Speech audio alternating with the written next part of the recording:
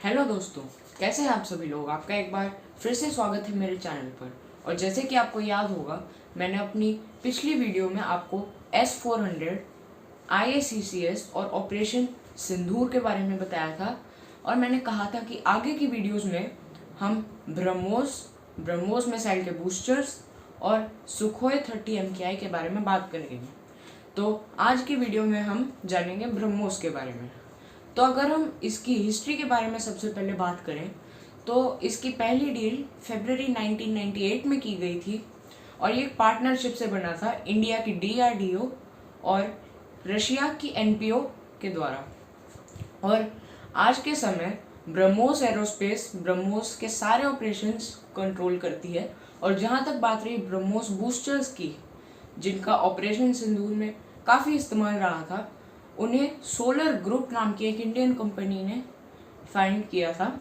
और ब्रह्मोस बूस्टर्स के साथ रेंज है 800 से 900 किलोमीटर की, यानी इतने किलोमीटर्स की रेंज में वो किसी भी चीज़ को एक सेकंड में मार के गिरा सकता है।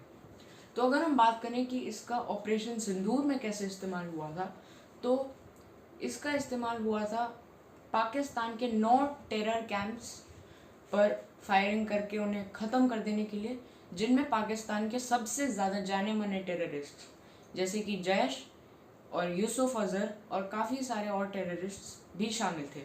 और सिर्फ यही नहीं, पाकिस्तान के बाकी 11 सबसे बड़े एयर बेसेस जैसे कि नूर खान, रावलपिंडी और बाकी भी कई सारे एयर बेसेस पर भी फायरिंग करके उन्हें ख़त्म कर दिया गया था।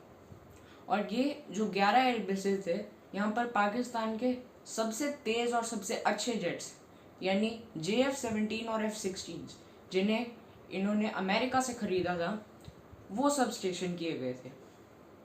तो अगर हम अब बात करें कि इससे इंडिया की मिलिट्री इकोनॉमी में क्या फ़र्क आया है, तो अब ब्रह्मोस की जैसी परफॉर्मेंस रही है ऑपरेशन सिंदूर के स्टेज 1 में, उसके हिसाब से सारी ग्लोबल मिलिट्री मार्केट इसे खरीदने के लिए पूरी तरह से पागल हो चुकी है।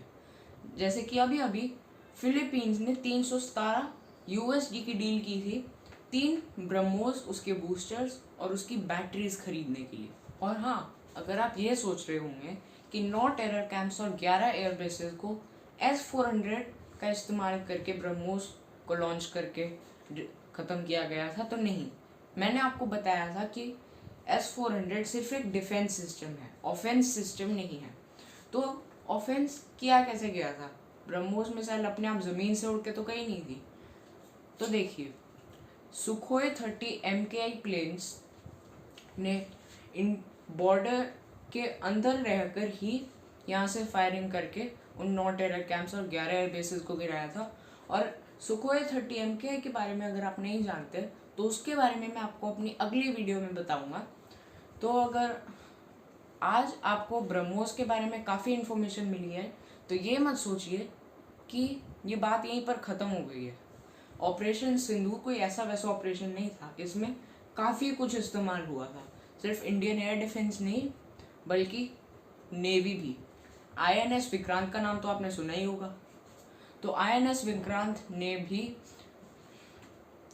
पाकिस्तान की कई जगहों पर फायरिंग की थी और सबसे ज़्यादा पब्लिकेटेड जगह यानी कराची पोर्ट, उसे भी पूरी तरह से फायरिंग करके ख़त्म कर दिया गया था। और इसमें भी ब्रह्मोस मिसाइल का ही हाथ था। तो अब देखिए, आज मैंने आपको ब्रह्मोस मिसाइल के बारे में बताया है। अब आगे की वीडियोस में हम और काफ़ी चीज़ों के बारे में जानने वाले हैं। आई होप आपको इस वीडियो से कुछ इन्फॉर्मेशन मिली होगी। धन्यवाद।